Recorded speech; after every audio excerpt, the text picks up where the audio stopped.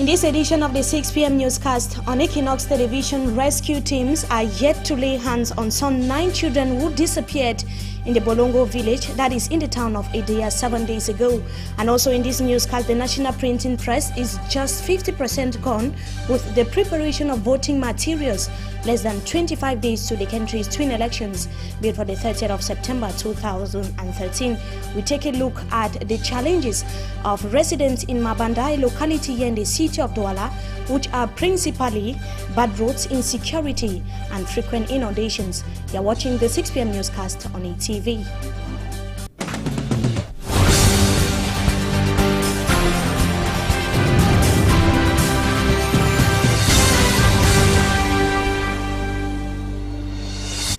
Good evening to you viewers. Welcome to join us in this edition of the 6 p.m. newscast on Equinox once again. We begin right away in the town of Edea, that is in the Mongo divisions. Investigations have been opened to unmask the mystery behind the disappearance of some 9 children in the Bolongo village, that is in the town of Edea. The children went missing 7 days ago under unclear circumstances.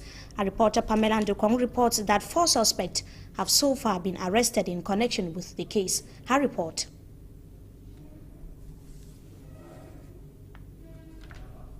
We have indications that we surely shall be coming back to that report in our subsequent newscast. Meantime, let's look at the ordeals that residents at Mabanda, that is a locality here in the city of Douala, they go through on a daily basis.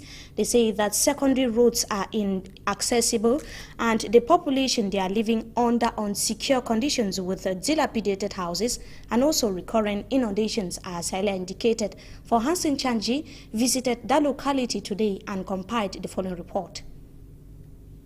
This is Mabanda, the most populated locality in the Douala 4 area. This area is known for recurrent inundation. The people here say they have been abandoned in terms of development and rehabilitation of roads. The road leading to the various houses, popular joints and schools have been transformed into small rivers. And if you are visiting this area for the first time, you need to put on rain boots. Locals here say for years now, when rainy season appears, they buy their rain boots. Even children have to battle with stagnant water to go to their various destinations. Parents take their children to school, either on bikes or carry them. If not, the children have to swim in the water. Many houses in Mabanda are on risky zones, but the people are still living in them, despite the danger it poses. The situation at Government Bilingual High School, Mabanda, is a call for concern. The main entrance to the school is inaccessible. The school playground has been transformed into a lake, a fertile breeding ground for mosquitoes, frogs, and harmful diseases. The principal says it becomes worse during the rainy seasons. It looks like the school's development has been held captive. Who is therefore responsible? A picture of the difficulties that residents at Mabanda, a locality here in the city of Douala, go through on daily basis for Hansen Chanji. Workers in charge of the extension of projects at Sonara, that is in Limbe Southwest region of Cameroon, have today continued with their protest demonstration despite calls from FACO authorities for them to resume duty. The disgruntled Satom workers today blocked the main entrance into Sonara grounding activities. The over 200 employees are demanding better working conditions, the allocation of risk allowances, amongst other social benefits. Law enforcement officers were deployed to the scene to restore order, and we hear that the gun or bullets were fired on the air by the said law enforcement officers. We shall surely be coming back to that in our subsequent newscast. Now, President Biya has signed a decree stipulating conditions for the reimbursement of stolen funds by embezzlers in the country. Roland Akong read through the decree and compiled the following report. Embezzlers of state funds, which is less than 50 million, can be released from prison or a charge dropped against them if they reimburse the money. That is the major innovation on the September presidential decree stipulating conditions for the reimbursement of stolen state funds by embezzlers. Presidents of high courts, courts of first instance, the Attorney General, examining and prosecuting magistrates, with the authorization of the Minister of Justice, can release an embezzler who reimburses stolen funds or drop a charge against the person. Article 4 of the decree states that the Minister of Justice authorizes the Attorney General of the Special Criminal Court to drop the charge before the matter is taken to court or after it had been taken to court. The decree stipulates that the reimbursement could be done in cash or in assets equivalent to the stolen fund. Article 5 stipulates that the reimbursement is done at the public treasury where a receipt mentioning the reimbursed amount is issued.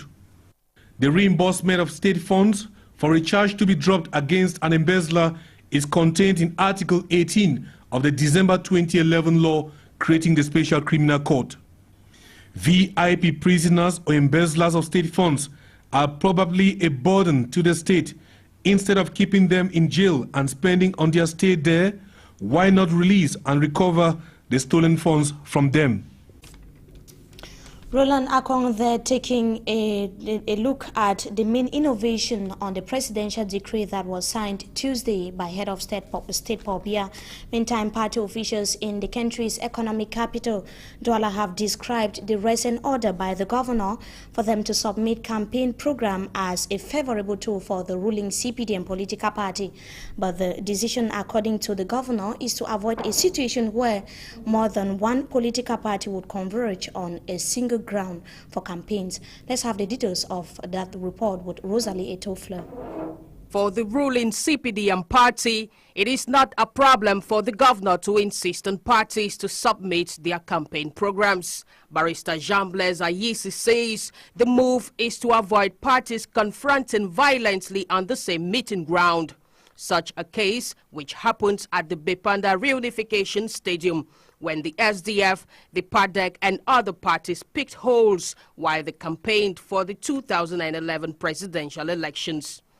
But Kwapangjab Theophile is of the SDF party at the Douala 3 municipality. He hopes that the order as prescribed in the electoral law be respected, though it best suits the ruling party. I don't know why that disorder, but we are trying also to, we only want to get the peace in our country. Yeah? We are not here for the stop. The only advantage of the ruling party, the case in this Cameroon is that if CPDM is free, the other Cameroonian will die. From time immemorial, opposition parties in Cameroon have questioned why meetings organized by the CPDM have never been stopped from holding. Gegu Robert of the MRC party admits the decision prescribed by the law, but refers to it as a sing-song. Now the SDF says it has found a better solution to avoid any such situations from occurring, but the measure was not revealed to reporters. Despite the antagonism of the parties vying for mayorship and parliamentary seats, say they will submit their campaign timetables, but warn against any maneuvers by local authorities, a majority of who are of the ruling party. Meantime, Elekam officials have rated the level of distribution of voters' cards across the country at 79%. Elekam officials today admitted that over 4.2 million of the voters' cards have been distributed out of the 5.8 million registered voters across the country. A majority of the registered voters in the east, the far north, and also the north regions have gone for their cards, and the region with the least number of potential voters that went to collect their voters' cards is in the littoral region. We shall be coming back to that in our subsequent newscasts. And still here in the economic capital, Douala, back to school is almost a week gone, and pupils of the New Bell Deaf and Dumb Rehabilitation Center are yet to fully resume classes. Teachers are complaining about the age of the disabled children enrolled in school or in the said institution for studies. Let's have the details once again with Rosalie Etofler.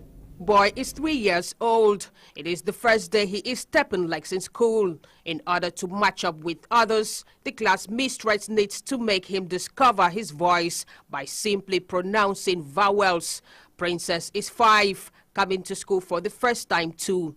It took the class mistress close to 5 minutes for Princess to push out her first vowel sound, a teaching method known as demutization.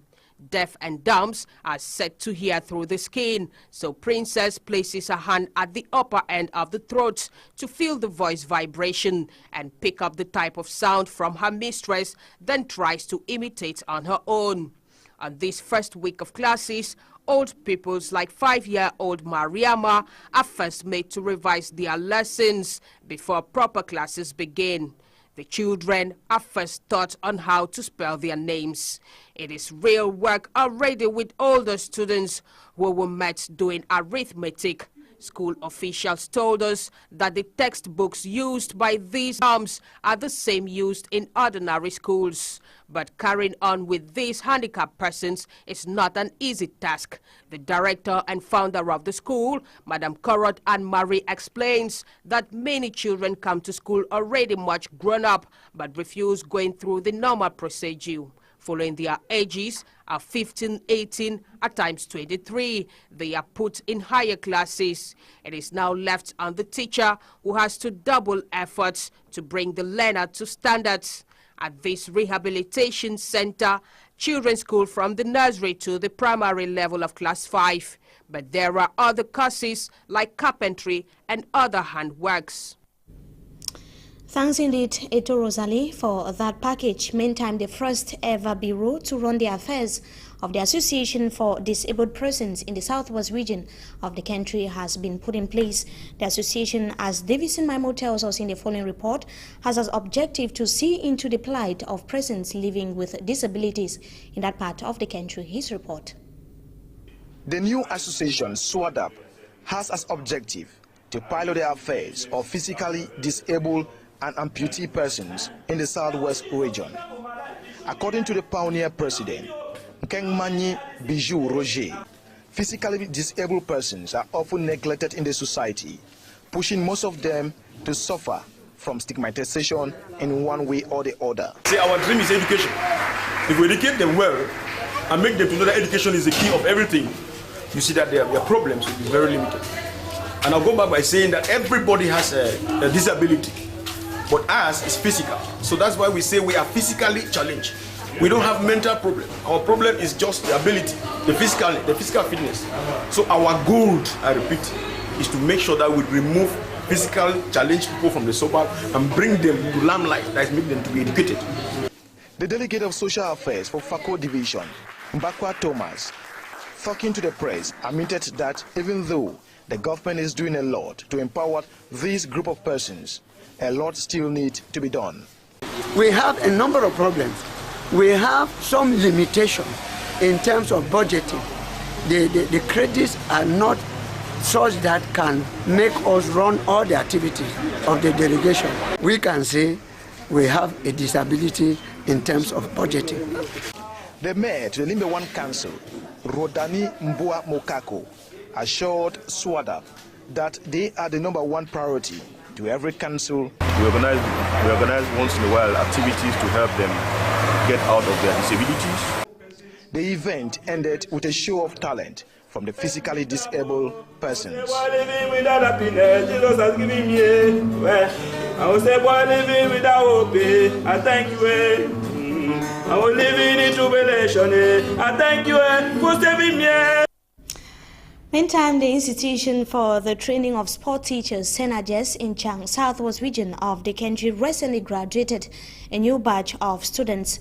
The 112 students were urged to show proof of competence as they face the job market. We hear in the following report that the school has been facing infrastructural problems.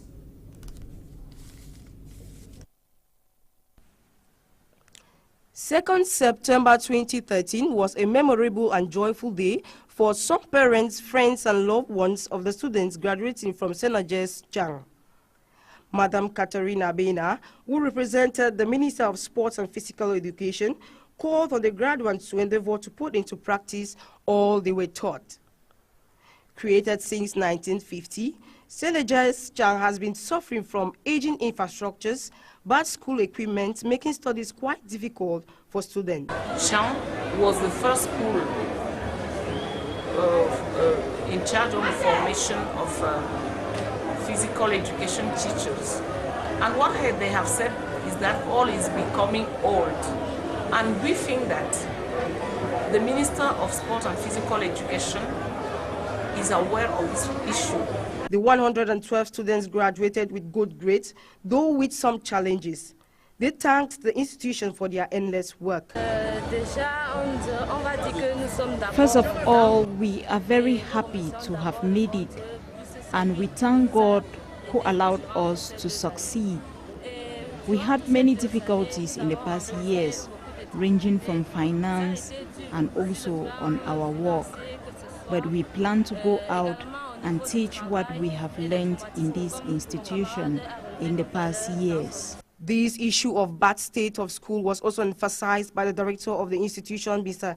Jimo Morris, who called on the government to see that things are renovated in the school. Graduates and guests had fun during this occasion as traditional dances graced the occasion, making the environment lively. As the students are going out of Senages, it still remains unclear the future of the institution, given that the government has not launched competitive examination into the Senages for the past 3 years. We take you right away to news out of our national boundaries. World leaders have begun a 2-day summit in St. Petersburg to address on global economy issues, challenging as well as prospect of a U.S. military strike against Syria. The group of 20 started today with the Syrian or the Russian president receiving heads of state to discuss the key economic crisis, while urging the participants to discuss the Syrian crisis as well. Let's have the details of that report with the Dutch Felon TV. It's barely begun and expectations are already low. The summit is likely to expose the deep divisions between the 20 heads of government, especially when it comes to Syria. That's the issue that's likely to dominate talks. All 5 permanent members of the UN Security Council are attending. So, an opportunity for President Obama to again build a case for a possible military strike against Syria. But there's little chance of him getting the backing of countries like China and Russia. President Putin has said no to action without a UN mandate and no to intervention without concrete proof the Assad regime has used chemical weapons. Russia also says it has evidence that rebels were responsible for a chemical attack near the city of Aleppo earlier this year. But there is some hope of movement on the issue. Human rights groups have welcomed the participation of the UN Special Envoy for Syria, Lakhdar Brahimi. And so the fact the UN envoy has come here, I think, is a positive sign. So we're hoping that this issue will then be taken back to the United Nations and political action will be taken. A political solution is what Germany's pushing for. Chancellor Merkel has said she wants to exhaust every possibility to achieve a common stance on Syria among the G20 nations. Still out of Cameroon, but this time within the African continent, the United Nations says the M23 rebels have enforced an unacceptable curfew in areas under their control, that is in the East Democratic Republic of Congo. Earlier in the day, the UN Special Envoy to Congo, Mary Robinson, said the peace talks between the Congolese government and the M23 rebels could yet succeed, adding that the negotiations were not an impasse. We remain in news out of our national boundaries. Kenyan members of parliament have approved a motion to leave the International Criminal Court following an emergency debate. The ICC, that is the International Court of Justice, had charged President Uhuru Kenyatta and Deputy President with crimes against humanity, which they both denied. Let's have the details of that report with Franz Venkat. Kenya's parliament considers a law that, if passed, would see it withdraw from the International Criminal Court, a move that could benefit the 2 most powerful people in the country, President Uhuru Kenyatta and Vice President William Ruto. Both are accused of orchestrating inter-ethnic violence after the 2008 election, in which 1,200 people were killed. But according to one expert, an opting out of the court will make no difference to either case. The resolution or the formal withdrawal of Kenya from the ICC, if that happens, will have no legal effect on the Kenya cases at the ICC. The implications really are more political. What political decisions will be made in Kenya in relation to the Kenya cases at the ICC. On the streets of Nairobi, there is little support for the parliamentary measure. Before The Hague, they had the option not to go there. We could have done our own cases here in Kenya, but the same MPs refused. Why do they want to refuse to go now when they had earlier refused to have a local tribunal? Why are they refusing to go there now?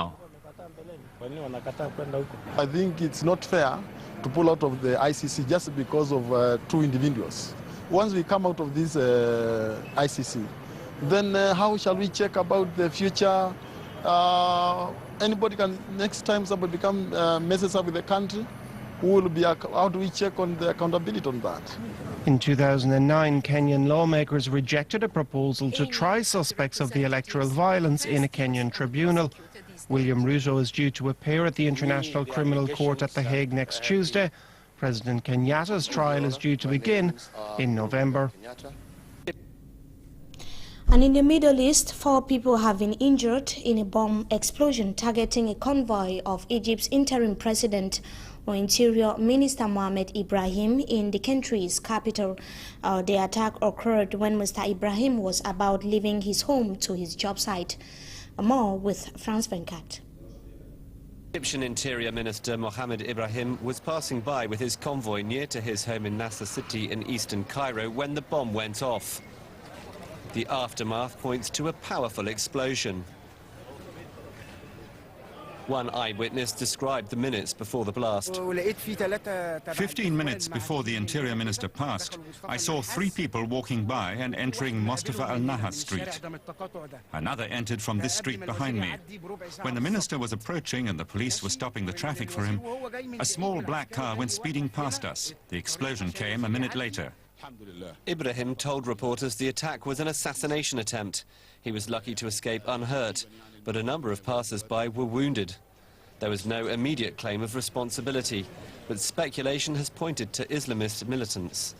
Nasser City was the scene of massive protests in support of ousted President Mohamed Morsi, which was stormed by police last month. And in sports football, the Indomitable Lions of Cameroon would be playing against Libya, that is this Sunday, in a crucial encounter counting as last round qualifiers for the 2014 World Cup bid for Brazil, and opportunity for our reporters in Yaoundé Central region of the country to get the views of some of the players as far as their preparations ahead of the crucial encounter on Sunday is concerned. Roland Akon spoke to the vice captain of the Indomitable Lions of Cameroon, Eyong Takang Eno, and this is what he had to say. The team spirit is looking good. I just hope that we continue in the same way of training, and it's going to be good for Sunday game. At the moment, we are all very determined because we really want to get back the Cameroon fans behind the national team again. And for us, we have to be very determined, and our objective is to win that game and come back with the 3 points.